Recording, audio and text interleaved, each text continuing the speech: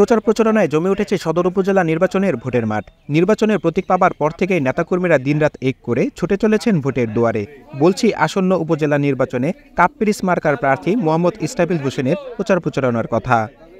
হিন্দু মুসলমান যে উৎসব পাচ্ছি তাতে আমার মন ভরে গেছে। আমরা নিশ্চিত আমরা পাশ করব।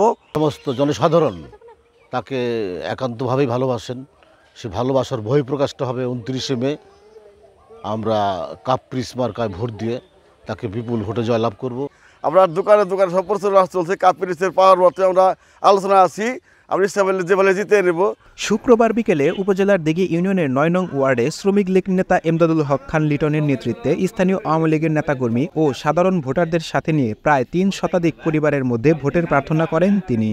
এ সময় জেলা আওয়ামী মৎস্য লীগের ভারপ্রাপ্ত সভাপতি ও দিঘি ইউনিয়ন আওয়ামী লীগের সহসভাপতি ভোলানাথ হালদার, দিঘি ইউনিয়ন আওয়ামী লীগের সাধারণ সম্পাদক মাসুদ রানা, সদর উপজেলা জাতীয় শ্রমিক লীগের আহ্বায়ক কমিটির সদস্য মোহাম্মদ ওয়াসিম, সদস্য মোহাম্মদ তোয়েব আলী, ঘোষের বাজার কমিটির সভাপতি অমল ঘোষ, আশিস সাহা সহ শ্রমিক লীগের নেতাকর্মীরা উপস্থিত ছিলেন।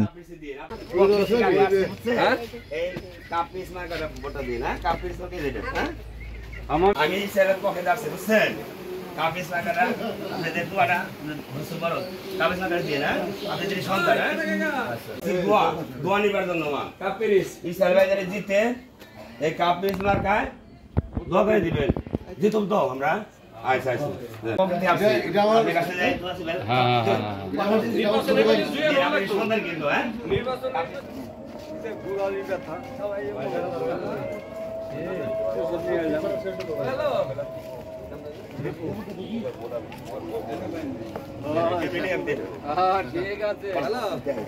সত্যে তথ্যে মানিকগঞ্জ।